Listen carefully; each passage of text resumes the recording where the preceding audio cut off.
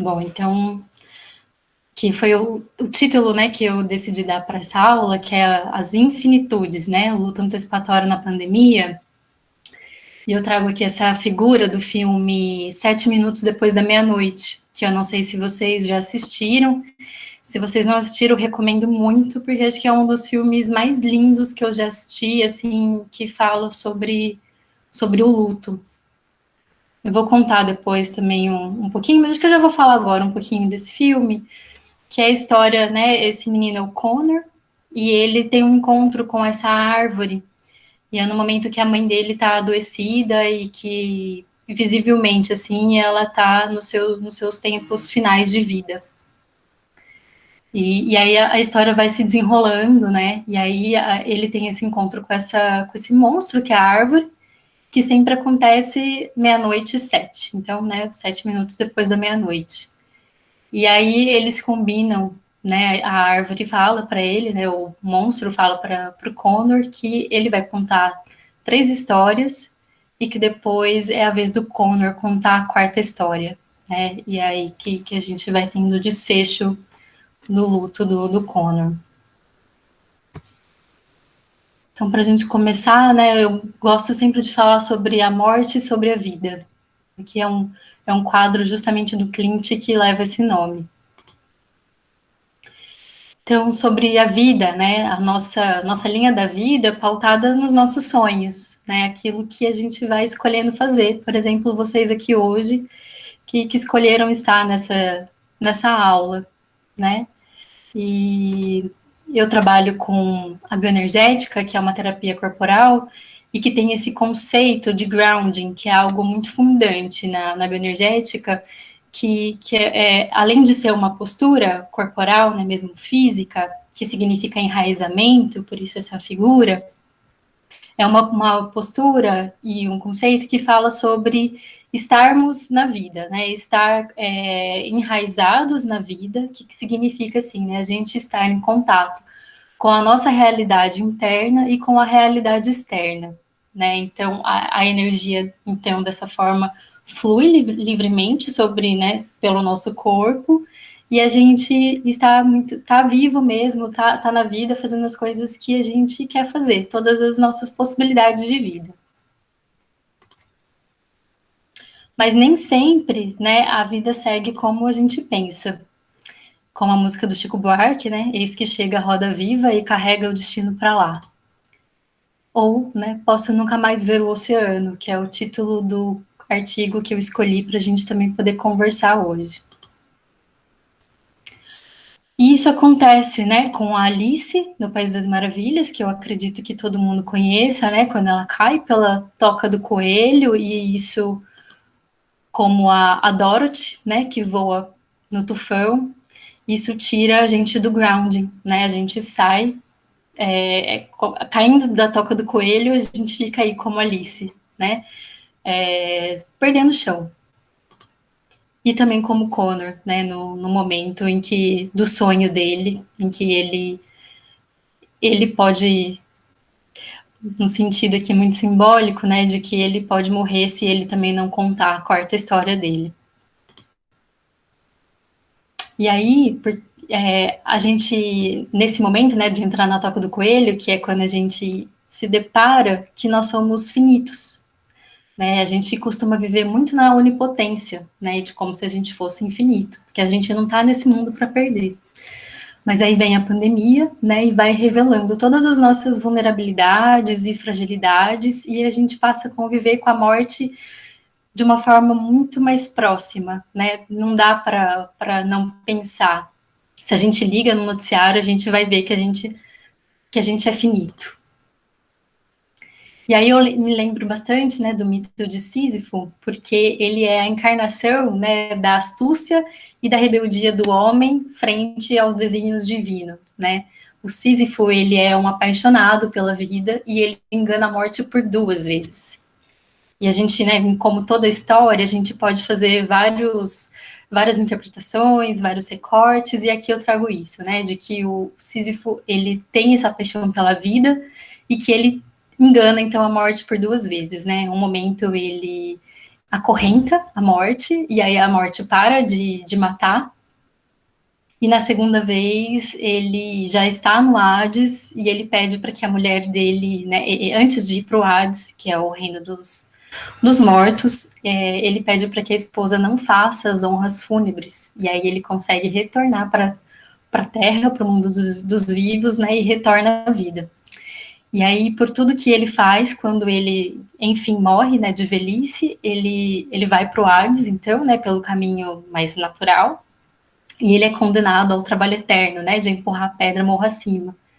E que eu entendo aqui nesse momento, de que a gente não tem o controle sobre as coisas como a gente achava, né, e a gente cai pela toca do coelho, a gente voa pelos ares. E nesse momento o medo nos acompanha, né, como no filme. O monstro apareceu, passava pouco da meia-noite, como sempre acontece com os monstros. Então, a gente já falou, né, nessa disciplina sobre a morte, então nesse momento eu vou convidar vocês a pensar, né, sobre isso. Por que é difícil, então, de novo, falar sobre a morte? Porque é difícil a gente poder conviver o tempo inteiro, né, com a presença dela. Então a gente precisa também se defender. Então, se está fora da vista, estará fora do alcance da mente. E porque a gente, né, tem medo, por isso que a gente se defende, né? E o medo, então, é a resposta psicológica mais comum diante da morte. E de alguma forma, todos os medos que a gente tem está relacionado ao medo da morte. Mas o medo é importante de lembrar também que é uma estratégia, uma defesa nossa de sobrevivência, né? Se a gente não tivesse medo também, a gente não estaria vivos aqui nesse momento. Então eu pergunto para vocês, né? Quais são os seus medos em relação à morte? Não sei se vocês já pensaram nisso, mas eu acredito que, inclusive, nessa disciplina, a gente é convidado a pensar sobre isso. E a gente pode entender, né? Os medos em relação à morte do outro, que tem a ver com o medo do abandono, envolvendo a consciência da ausência da pessoa e da separação, ou então um medo sobre a própria morte, né? Quando a gente tem a consciência da nossa própria finitude e que a gente pode fantasiar, né? Como que vai ser o nosso fim e quando que isso vai acontecer. E acho que eu não dei muito tempo para vocês de pensarem, né? Mas um dos os medos mais comuns, assim, em relação à morte, é porque a morte é vista como fim, ou então porque ela traz isso da perda da consciência, né? Como se a gente não fosse estar muito presente, apesar de que algumas pessoas já ouvi pessoas falarem que gostariam, né, de ter essa perda da consciência, de não como se não estivesse realmente presente no momento da morte. Ela traz também, então, o medo da solidão, da separação de quem a gente ama. A gente pode pensar no medo do desconhecido, porque a gente não sabe o que acontece, né, depois da nossa morte. A gente pode ter inúmeras confabulações, hipóteses e desejos, mas a gente não conhece.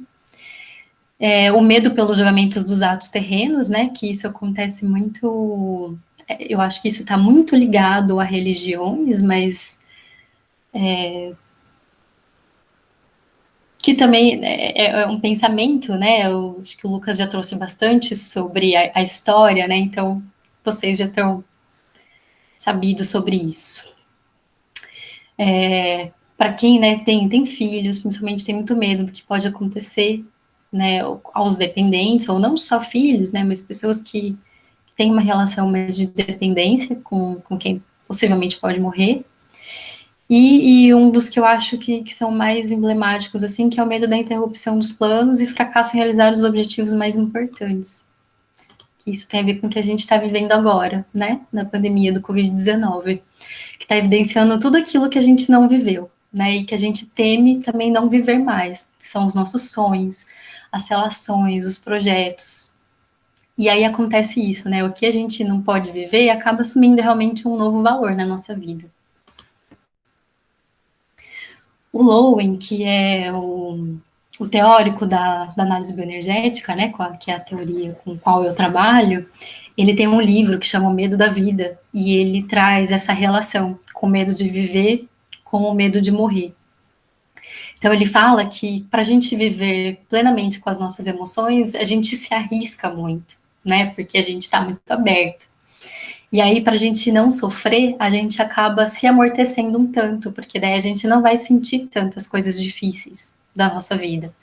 Mas se a gente também se amortece, a gente não vai viver as coisas boas, a gente não vai viver as coisas difíceis, mas a gente também não vai viver plenamente.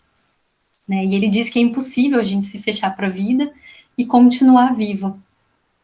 Então, o que, que a gente acaba fazendo? A gente preenche a nossa vida, né, com um monte de tarefas, de inutilidades, e que eu entendo, né, de experiências isentas de beleza, de verdade, de sentido.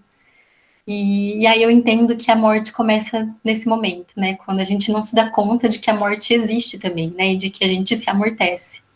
E é quando o humano, então, perde a sua humanidade e o seu ser. E aí, quando a gente pode estar mais vivo, a gente é como essas páginas do livro, do Kush, né, em busca dos nossos sonhos. Então, para a gente começar sobre o luto, né, eu trago essa escultura do Henry Moore, que chama Figura Quebrada, que acho que dá realmente bem o que o luto é, né, que é algo interrompido, algo rompido, algo quebrado mesmo.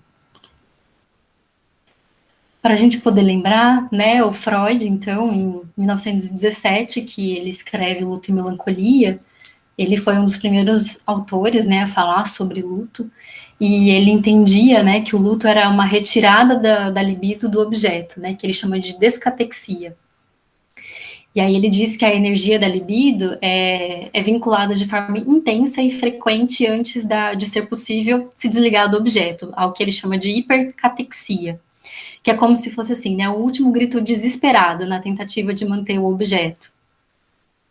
Hoje a gente já, e aí o Freud ele vai falar que existe um fim, né, do processo, então de luto que é isso, né, quando existe essa descatexia, quando a energia, né, a libido é retirada do objeto, volta para a pessoa e aí ela fica disponível para que a pessoa possa projetar de novo, né, e colocar de novo no novo objeto. E hoje a gente já não entende mais dessa forma, né, que o luto muitas vezes é para sempre, a vida inteira. É claro que não da forma desorganizada, muitas vezes, e dolorida, que acontece, né, no momento em que a gente tem a perda, mas que é um processo durante a vida. Eu acho que é importante de lembrar, ou de saber, que o luto não é uma doença, e ele não é um estado. Ele é um processo de transição após uma mudança significativa, que é o que a Erika até já falou para vocês agora no comecinho, sobre qualquer coisa que a gente possa se desligar ou perder. E aí ele não é também um sentimento, ele é uma experiência. O Kahneman, que é um autor também de terapia corporal, ele traz uma diferença entre o luto e o pesar, que eu acho que também ajuda a compreender. Que ele fala que o pesar é o sentimento de perda diante de uma conexão interrompida ou quebrada. E o luto, o processo de incorporação dessa perda na nossa vida. E aí o Parks, né, ele vai falar sobre o amor e perda, né, então que o amor é a nossa fonte de prazer mais profunda na vida, né, e a gente vai aprendendo isso logo no comecinho da nossa vida, né, de como a gente vai se vinculando com as pessoas da nossa vida, principalmente as figuras parentais, né. E aí ele vai dizer, então, que a perda de quem a gente ama é a mais profunda fonte de dor que a gente tem também na vida.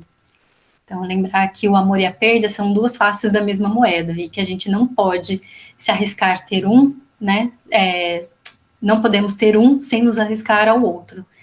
Se a gente vai se vincular a alguém, a gente vai acabar perdendo. E aí a gente entra, então, né, no luto antecipatório das perdas dos nossos amores. Que daí no artigo que eu trouxe para vocês, tem essa definição assim, né, de que é um luto, um enfrentamento, planejamento e reorganização psicossocial que são estimulados em resposta à consciência de uma perda iminente. Aí eu acabei não colocando aqui essa pintura do Salvador Dalí, né, que chama Persistência da Memória, que eu acho que é a pintura mais famosa dele, que eu entendo que é isso, assim, né, o que persiste na gente, né, como que a gente compreende e sente esse momento do luto antecipatório. Eu acho que também que é importante de falar para vocês que o luto antecipatório, ele não surge pensando em doenças, né? Em outro momento eu já estive aqui para falar sobre o luto antecipatório, né? Como a Erika falou do meu mestrado, que tem a ver com o próprio paciente, como ele lida com o adoecimento. Mas o luto antecipatório, ele tem, né, a sua definição no contexto da guerra, que eu acho que então fica muito claro, né, do que a gente está vivendo nesse momento de pandemia também, que não tem a ver só com adoecimento. E aí o Lindemann, né, então, que é o teórico que falou desse termo pela primeira vez, ele vai dizer que é uma reação adaptativa, né, como o outro conceito que eu já trouxe para vocês. E que vai ter as mesmas características, assim, né, do luto. Que a gente vai passar por raiva, depressão, uma desorganização e uma reorganização, e que pode antecipar o desligamento afetivo. Então, assim, no luto antecipatório, o que acontece, né, então, na nossa vida? A gente tende a projetar os nossos papéis sociais no futuro, na esperança de manter o futuro estável. Então, essa projeção no futuro, ela estende a nossa existência e assegura a continuidade do nosso dever. Então, se eu coloco, né, isso lá no futuro, tá tudo bem, eu posso continuar fazendo as minhas coisas agora. Só que alguma coisa que pode inibir essa crença de que eu vou ter um futuro causa muito medo, né? A nossa mente primitiva, ela sabe que algo ruim está acontecendo, mas a gente não consegue ver isso, né? E isso rompe com o nosso senso de segurança. E aí que pode acontecer a ansiedade de separação, né? Que pode ser preparatório, né? Uma forma de se preparar para se desligar, ou então pode acontecer um desligamento precoce mesmo, no sentido de que eu penso então que eu já vou me desligar daquela pessoa, que eu já vou perder, então eu já perco a relação, antes mesmo de perder o objeto, a pessoa, o trabalho. Então, continuando falando das perdas, né? As perdas que a gente vai vivendo nesse momento, né? Que são muito parecidas, inclusive, com quem adoece de uma doença potencialmente fatal. Então, a gente perdeu, né? Ou pelo menos o convívio no trabalho, como a gente estava falando aqui no começo. As crianças, né? Perderam a escola, apesar de estarem, né, em casa, mas a gente não está mais naquele ambiente. E tem pessoas que perderam realmente concretamente o trabalho, né? Muitas pessoas estão desempregadas. A gente perde a autonomia, né, de fazer aquilo que a gente quer, na hora que a gente quer, como a gente gostaria. A perda do convívio social, muitas vezes da vida sexual. A gente perde a segurança financeira, a capacidade de planejar o futuro. E aí algo que eu acho que é muito importante, né, o controle, que a gente tem uma sensação de que a gente está no controle da situação, né, e aí a gente perde esse controle que pode ser real ou então percebido sobre as nossas próprias vidas, e muitas vezes, né, também os prazeres que a gente tem, que não dá para a gente fazer dentro de casa, e por último também, né, que eu entendo como um medo de perder a saúde e, consequentemente, a vida. Essa é uma figura também, uma pintura do Salvador Dalí, que chama Pietà, né, que ele faz uma alusão ao Michelangelo, e que ele coloca, né, esses buracos, e que a gente consegue enxergar através desses buracos. Então eu entendo que as perdas no luto antecipatório, elas são muito como essa imagem, de que a gente tem as perdas, mas que a gente consegue dar luz a isso e olhar o que tem por trás e o que a gente pode ainda conseguir. Essa é uma música do Fink, né, que fala assim: esta canção é sobre outra pessoa, então não se preocupe, não se preocupe. O diabo está bem ali, em cada detalhe, e você não quer se machucar, olhando muito de perto. Mas aí vem a pandemia, né, e aqui é uma sequência do filme, 7 minutos depois da meia-noite. Nem sempre existe o herói, Connor O'Malley, e nem sempre existe um vilão. A maioria das pessoas estão no meio termo. Pandemia, então, é uma situação muito incomum, né, do que a gente está vivenciando, porque quando a gente fala do adoecimento, a gente fala do outro. Mas quando a gente fala da pandemia, a gente está vivendo tudo isso muito junto, né? Eu estou vivendo, vocês estão vivendo, inclusive quem está doente está vivendo. Então, todos nós precisamos de cuidado, né? E aí, num primeiro momento, a gente viu que o primeiro cuidado foi com os idosos, com os grupos de risco e com a higiene pessoal.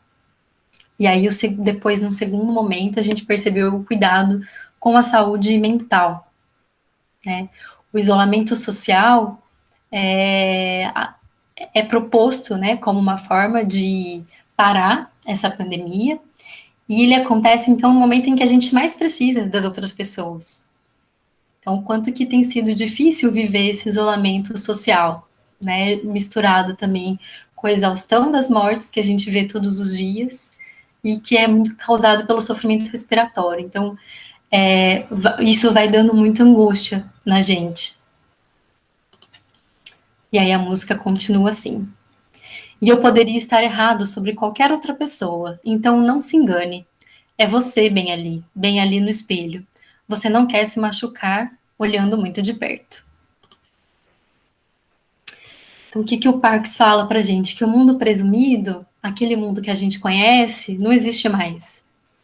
E a gente vai tendo um monte de reações frente a isso, né? Como se uma onda gigante estivesse nos abatendo e que a gente pode se afogar até o momento em que a gente encontra algo que pode ser feito, em que a gente pode se proteger.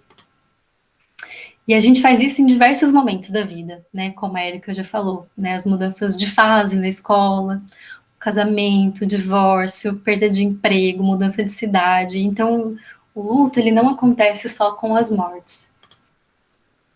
E aí eu trago essa figurinha que acho que está rodando na internet, né? De como que a gente foi vivendo um pouco desse ano.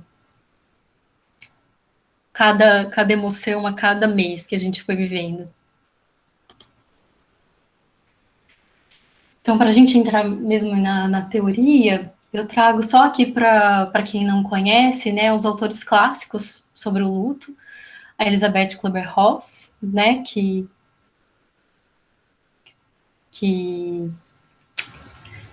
colocou a teoria, né, falou sobre a teoria do luto em 1969, então foi muito depois, né, do Freud, e que são todas essas teorias, né, da Kübler-Ross, do Parks, do Bowlby, eles propõem como fases, né, como momentos em que a gente vai passando durante o luto. E eu não vou ficar falando sobre todos, mas eu vou trazer mais a perspectiva da Kübler-Ross, que é com quem eu tenho mais afinidade e admiração.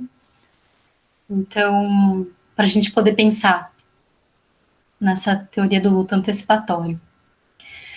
Então, o primeiro momento é aquilo que a gente já trouxe, né? Do choque que tira a gente do chão. É muito comum a gente ouvir as pessoas, inclusive, que adoeceram falando, né? O chão abriu debaixo dos meus pés, quando a gente recebe uma notícia de que é muito difícil de lidar. Como aqui a Dorothy e a Alice colocam, né? O Kellerman, ele traz uma postura, né? Uma forma de corporal mesmo, né, de como a gente vai lidando com isso, que ele chama de reflexo do susto. Então, vai indo nesse contínuo, né, a gente tenta barrar aquilo que nos dá medo, aquilo que nos assusta, até que a gente vai indo para um colapso. Eu sei que às vezes vai ficar muito difícil, né, de vocês me verem aqui, mas por isso que eu trouxe até essa figura, né, do contínuo dele. E se a gente vai ficando muito, né, nessas posturas do susto, do reflexo do susto, isso vai dando um estresse, a gente vai ficando no estresse. E é por isso que a gente vai vendo, inclusive, que muitas pessoas estão com síndrome do pânico nesse momento. Então, a gente tenta se defender, né, disso. Então, uma forma que a gente tem de se defender é negando. Aí a gente fala, esse vírus não vai me atingir. Porque humanos são feras complicadas. Vocês creem em mentiras confortáveis, embora saibam a verdade dolorosa, que torna essa mentira necessária. A negação, então, é um mecanismo de defesa que a gente tem, que elas não dá tempo de absorver o impacto, né, daquilo que é tão difícil para a gente de lidar. Então, é um mecanismo muito importante, seja uma negação parcial até, né, de como traz aqui o monstro no filme, seja uma negação mesmo do que a gente percebe de pessoas que negam mesmo que está acontecendo essa pandemia. E aí, quando a gente percebe que não dá mais para negar, né, que as coisas estão acontecendo mesmo, vem a raiva, né, o porquê que isso está acontecendo comigo. E a raiva vem porque a gente consegue perceber as perdas que a gente vai tendo nesse momento. E aí eu trago até isso, né, de que a revolta com a política é legítima também nesse momento, mas que a gente não pode ficar no lugar de vítima, porque a raiva muitas vezes nos traz isso, né, de por que comigo, por que isso está acontecendo na minha vida, sendo que eu estava, agora que eu estava, né, para me formar, agora que eu ia fazer aquela viagem, agora que eu tô conseguindo fazer os meus planos, né? E aí a gente perde a nossa força também com isso. Então, também acho que é importante da gente se responsabilizar pelas nossas emoções e pelo que a gente faz nesse momento da raiva, né? Aqui como o Connor correndo com esse monstro, né? Num momento muito raivoso. E eu trago mais um momento da gente poder falar sobre a raiva, porque eu acho que é muito importante, porque na nossa sociedade a raiva é visto como um sentimento muito negativo, né? Então eu trago aqui vários autores que vão falar de uma outra forma sobre isso, né? O Bowlby, por exemplo, fala que é uma expressão natural e é uma condição necessária para que a tristeza siga o seu curso normal. O Owen, né, da bioenergética, como eu falei, ele fala que a raiva é uma resposta natural de um organismo em dor. Então, a dor produzida pela perda do prazer faz com que o corpo se contraia, né? Um pouco diferente aí da postura do raiva, do divertidamente, mas que a gente fica contraído. Então, se a gente não descarrega essa energia, o organismo vai ficando bloqueado biologicamente na busca do prazer, né? Para a gente poder ir seguindo o nosso curso. E ele diz que a intensidade da raiva que a gente sente é proporcional à experiência da dor que a gente sente de perder aquilo. E aí a Kübler-Ross vai dizer que essa raiva ela pode ser então também dirigida a Deus, né? As pessoas brigam muitas vezes com Deus. É um momento que pode inclusive mudar, né? Também de religião. Já vi muito né, as pessoas falando que brigaram com santos, que são muito devotas. Ou pode acontecer com pessoas muito próximas, que é o que a gente vê acontecendo nas famílias, né? Dentro das casas e no momento né, do adoecimento, em que é muito dirigido à equipe de saúde. O Canetti tem uma visão também de que a raiva vem porque a gente se percebe muito impotente diante da morte. Então, o que a gente pode fazer é sentir raiva. E aí eu pergunto, né, enfrentando, né, se a gente não sente raiva, se nenhuma raiva for sentida em uma perda, nenhuma tristeza real poderá ser experimentada. O Lowen fala que a raiva é como se ela estivesse aqui e a tristeza é mais profunda, né? Apesar de que a gente pode pensar também que a raiva e a tristeza, elas são também duas faces da mesma moeda, né? Então, se eu também não sinto a raiva, eu não consigo descer aqui para a tristeza. Então, é natural do ser humano protestar contra a dor. E a gente faz isso muitas vezes sentindo raiva. E aí, né, que aqui a gente pensa muito na psicologia, né? Qual que é a grande virtude de reprimir as nossas emoções, os nossos sentimentos? Quando a expressão das nossas emoções é inibida, o fluxo da vida também fica restrito. E aí a gente vai restringindo as nossas emoções até a gente ficar tão preso que a gente vai vendo isso, né? Pessoas que estão mortas em vida.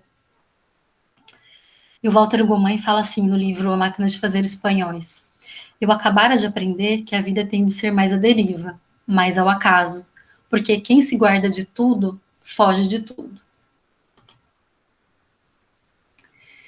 E aí, então, né, depois que a gente se assusta, e aí usa o mecanismo de negação, para não ficar naquele reflexo do susto que eu trouxe para vocês.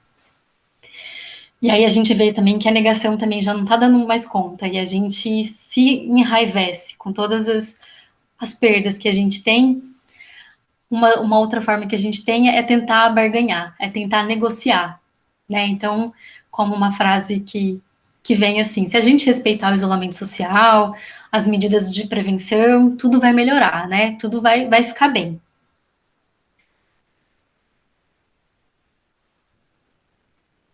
A gente tem essa, como se tivesse uma visão, né, uma imagem assim de Deus na frente de um computador, né, brincando com as nossas vidas, né? Como que ele vai fazer? Mas esse é um mecanismo de luta quando a gente barganha, porque a gente tá tentando se manter vivo, a gente está tentando sobreviver. E eu percebo então que é um momento de maior apego à espiritualidade e à religiosidade também.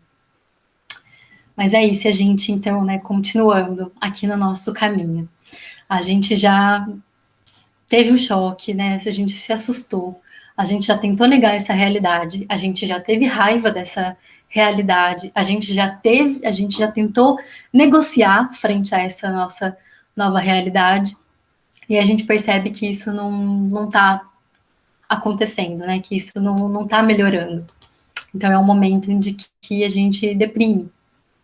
Eu não sei quando tudo isso vai terminar. Posso nunca mais ver o oceano, nunca mais tocar em meus filhos. Como posso aceitar isso?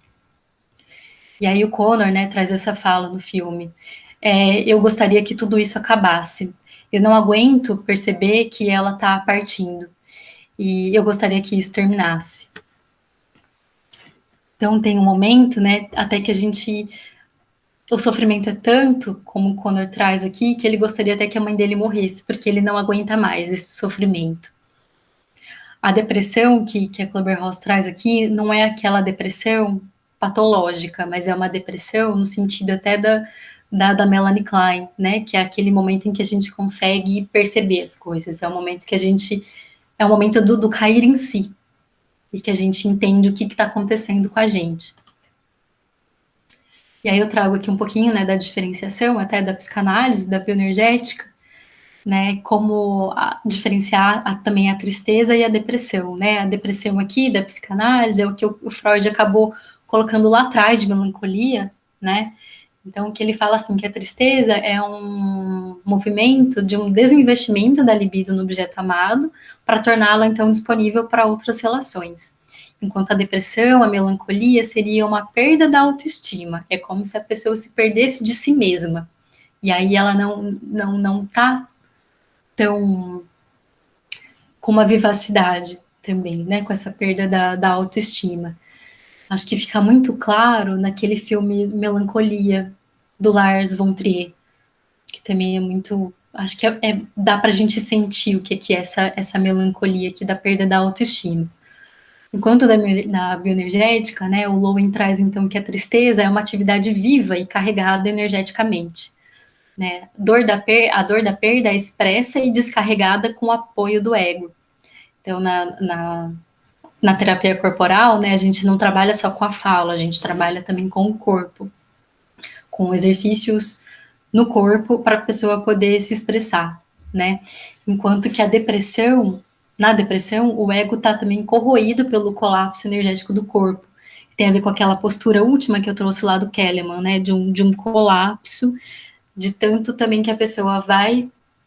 Ele traz isso assim, né? A gente vai deixando de se expressar, deixando de se expressar, deixando de se expressar, até que a gente fica, então, na depressão. E aí é uma condição sem vida, né? Ou sem uma reação, como acontece aqui na depressão também, trazida pelo Freud. O Low, então, continua falando, né, que a depressão vem, né, da significativa perda de prazer, e a gente vai perdendo prazer na vida também quando a gente vai ficando muito restrito, né, quando a gente vai ficando muito contido. E quando a gente também não tem o direito de protestar pelas nossas privações, e a expressão de raiva e o rancor são punidos, né. E a gente percebe nesse momento que as perdas estão ficando mais permanentes. E aí eu trago aqui a figura do Connor, né, o tanto que é dolorido sentir todas essas perdas que a gente está vivendo. Até o momento em que a gente pode chegar numa aceitação. E a gente pensa, né, isso está acontecendo. E aí a aceitação, ela traz algo que a gente tem o que fazer, a gente não fica na vítima, a gente pega as rédeas de novo, né, no nosso poder, e aí eu falo, eu posso lavar as minhas mãos, eu posso manter uma distância segura, eu posso aprender a trabalhar virtualmente, que é muito diferente da resignação, né, a aceitação não é assim, eu aceito tudo que está acontecendo comigo, a aceitação é, eu entendo o que está acontecendo, então o que eu posso fazer com isso nesse momento? Você não pode se livrar dos seus medos, mas pode aprender a conviver com eles.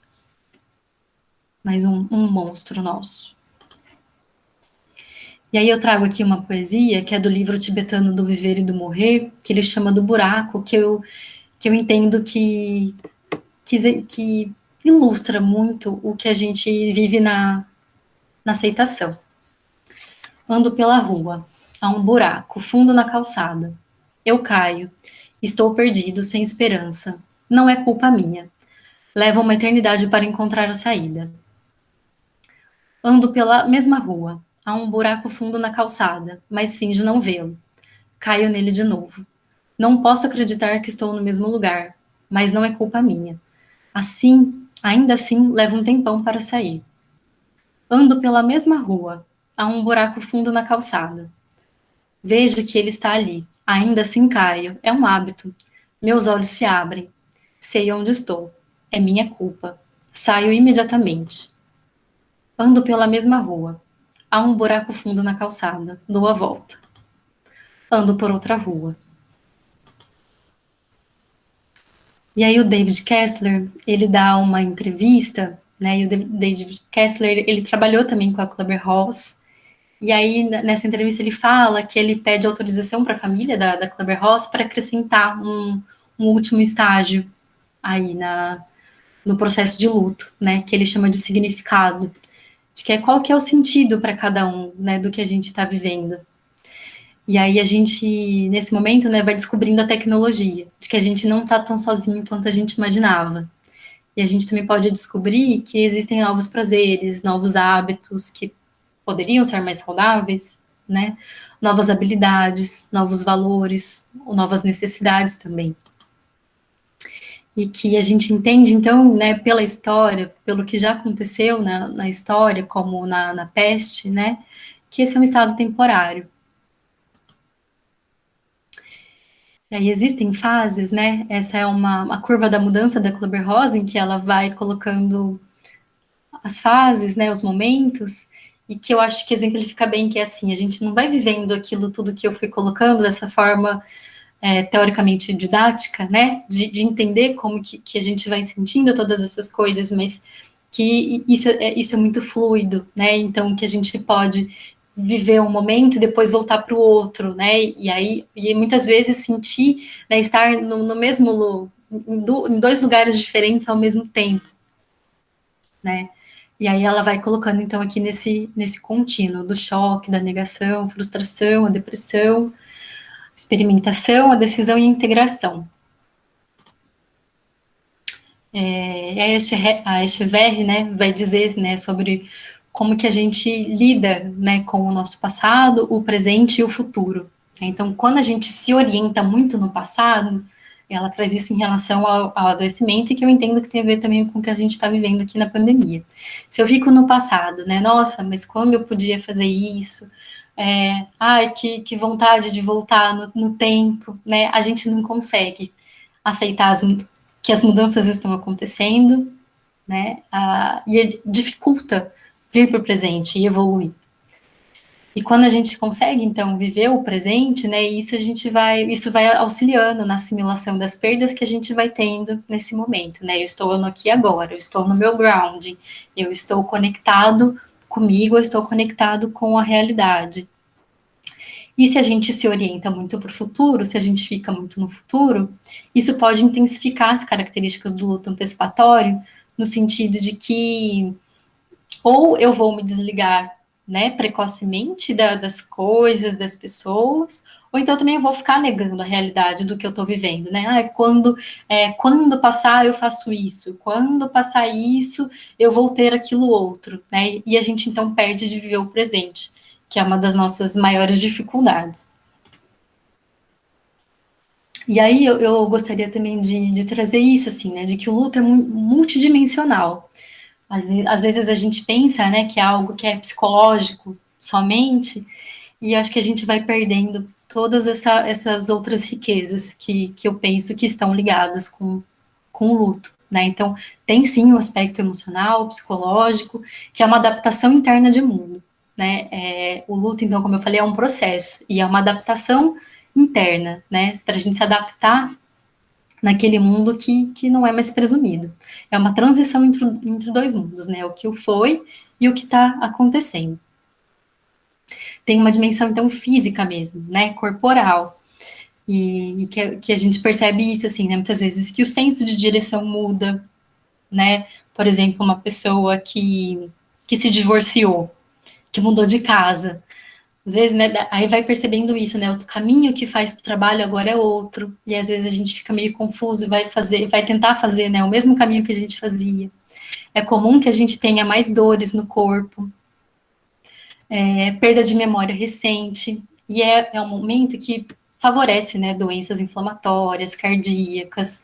A gente sente mais cansaço, porque o luto, ele demanda uma energia, então a gente não consegue fazer as coisas no mesmo tempo que a gente fazia antes. Na dimensão social, né, o que a gente percebe é muitas vezes pode acontecer uma mudança de função dentro da família, do papel na sociedade.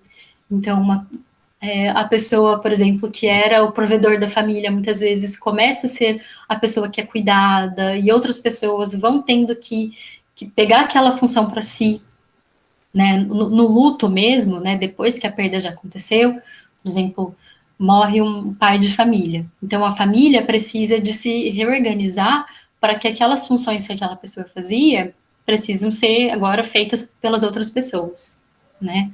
E acho que agora também na pandemia a gente está vendo isso, né? Por exemplo, se era a mãe que cuidava de toda a organização da casa, agora a gente está precisando de ver que outras pessoas também precisam de assumir outras funções. E a dimensão espiritual, né? Como o Hilke fala, precisamos ter fé em qualquer forma de beleza. E aí é se conectar com o que é sagrado para cada um, né? E tem gente que vai fazer isso de uma forma mais espiritual, assim, no sentido, sei lá, de uma meditação. Tem gente que vai fazer isso de uma forma mais ligada a uma religião, né? Através de rituais, de orações. Eu tenho uma forma muito única, individual, assim, de me conectar com o que é sagrado, muitas vezes que é através do chá, né? Inclusive, estou aqui com o meu chá. Isso me ajuda a estar muito comigo e com ter uma ligação com o que eu entendo que é sagrado. E a gente pode entender também o luto dessa forma que os Traub e os Schutz trazem, que é o processo dual do luto. Então, ele não vai entender, né? Eles não entendem que é aquilo de fases, né? Apesar de que acho que já ficou muito claro que a Kleber-Ross não quis dizer que as coisas vão seguindo daquela forma, né? Como se fosse uma receita, de que tudo é muito fluido, de que a gente vai voltando em todas as fases, né? Mas aqui eles falam de fato de uma oscilação, né? Entre a orientação para perda e a orientação para restauração. Então, na orientação para perda, tudo aquilo que está relacionado mesmo à perda, né? Que é o trabalho do luto, de ficar vendo fotografias, de negar e evitar a realidade, de ficar pensando na pessoa, ou como que vai ser a vida sem aquela pessoa, né? Ou sem aquele objeto, né? Aquilo que a gente tinha antes, e ir para um outro momento, que é o momento da orientação para restauração, né? De como que a gente pode retomar as tarefas, do que a gente pode fazer diferente, de que identidade que a gente adquire depois dessa perda, né? Por exemplo, aqui que eles trazem uma viúva, né? Uma pessoa que era casada e aí agora ela é viúva, até se identificar com esse novo papel. Então, é um trabalho que é adaptativo e oscilatório, né? Entre a perda e o restabelecimento. E a oscilação, então, tem uma finalidade regulatória adaptativa, né? De adaptar a nova realidade. E aí a gente precisa de pensar nisso, né, sobre medicar o luto, inclusive. Porque se a gente medica o luto, a pessoa muitas vezes perde essa capacidade oscilatória. Acho que isso é uma outra discussão, mas que eu acho que é importante da gente poder pensar nisso, né? O luto não é uma doença. E aí eu ouvi essa música outro dia e eu pensei, nossa, essa música do Gil com o Chico tem muito a ver com esse processo dual do luto, né? Que chama Copo Vazio. É sempre bom lembrar que um copo vazio está cheio de ar. É sempre bom lembrar que o ar sombrio de um rosto está cheio de um ar vazio. Vazio daquilo no ar do copo. Ocupa um lugar. É sempre bom lembrar, guardar de cor, que o ar vazio de um rosto sombrio está cheio de dor. É sempre bom lembrar que um copo vazio está cheio de ar. Que o ar no copo ocupa o lugar do vinho. E que o vinho busca ocupar o lugar da dor. Que a dor ocupa metade da verdade, a verdadeira natureza interior. Uma metade cheia, uma metade vazia. Uma metade tristeza, uma metade alegria. A magia da verdade inteira, todo-poderoso amor. A magia da verdade inteira, todo-poderoso amor. É sempre bom lembrar que um copo vazio está cheio de ar. A gente começar a concluir que na nossa metamorfose de Narciso, que o luto antecipatório, então, é um processo de construção de significados contínuos. É um processo de lidar com as perdas que vão acontecendo ao longo do caminho, até a perda ou a separação definitiva daquilo que a gente ama. E acho que é muito importante da gente lembrar que todo vínculo construído é um vínculo desfeito, porque nos separamos, porque alguém morre, porque as relações se transformam. E aí, concluindo, o que fica do amor? Temos ânsia de amor, queremos ter mais tempo e tememos a morte, do filme Beleza Oculta. E agora eu quero trazer um vídeo para vocês da história da Marina e do Ulay.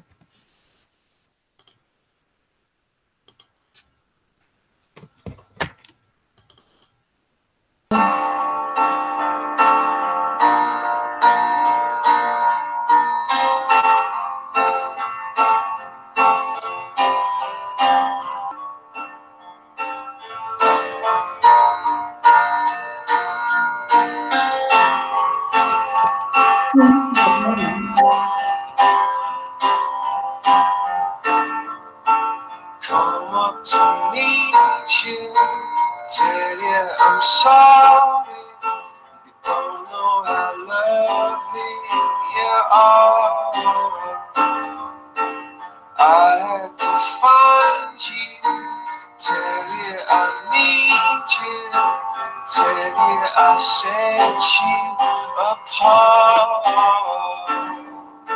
Tell me your secrets and ask me your questions. Oh, let's go back to the start. Running in circles, calling in tales, heads on a silence apart.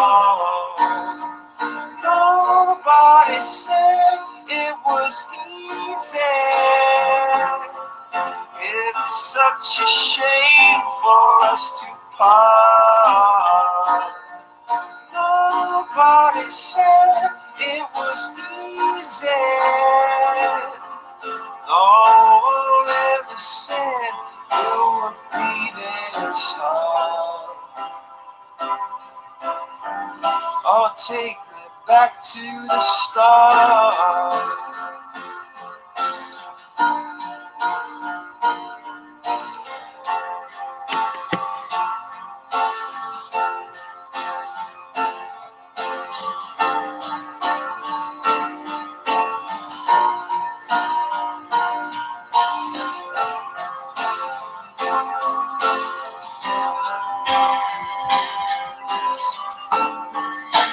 I was just guessing the numbers and figures, putting your puzzles apart.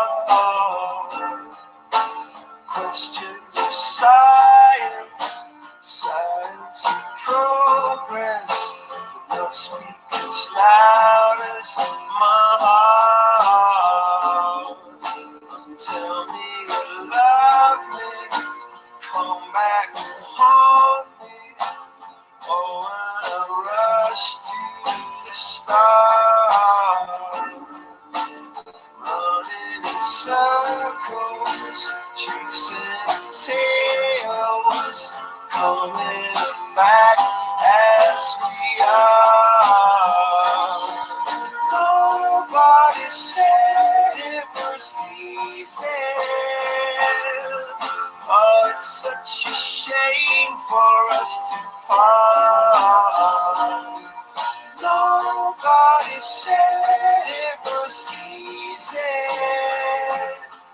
No one ever said it would be so hard. I'm going back to the start.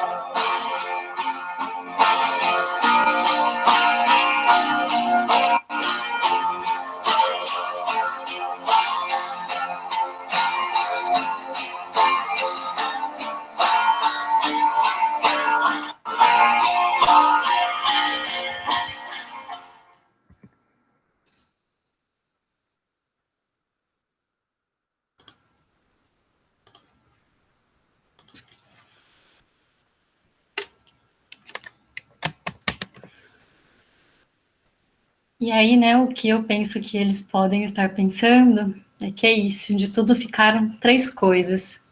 A certeza de que estamos começando, a certeza de que é preciso continuar, a certeza de que podemos ser interrompidos antes de terminar. Passamos da interrupção um caminho novo, da queda um passo de dança, do medo uma escada, do sonho uma ponte, da procura um encontro. Você não escreve sua vida com palavras, explicou o monstro. Você escreve com ações. O que você pensa não é tão importante, só é importante o que você faz. E aí, então, viver é se relacionar. O luto é o preço que precisamos estar dispostos a pagar por sermos e para continuar sermos capazes de amar.